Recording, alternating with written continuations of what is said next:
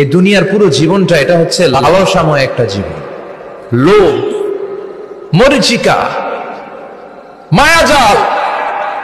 এই মায়াজালে আমরা আটকে আছি, ফলে মৃত্যুর কথা আমরা ভুলে গিয়েছি। পাগলের মতো ছুটছি, আরো টাকা লাগবে, আরো খ্যাতি লাগবে, আরো যশ লাগবে, আরো দাপট লাগবে। আমার এত টাকা দিয়ে কি হবে? এত সম্পদ দিয়ে কি হবে? এত ব্যস্ততা দিয়ে কি হবে? তোমার স্টপ, থামুন, অনেক হয়েছে। আম্মা থামুন, take a rest and think about death. Think that you have to go back to your Lord.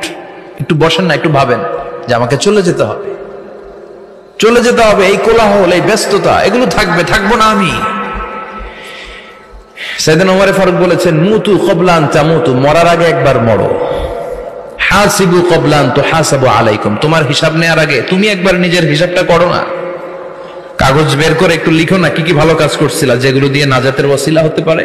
1 2 3, আর কি কি আকাম কুকাম করছো দেখো না।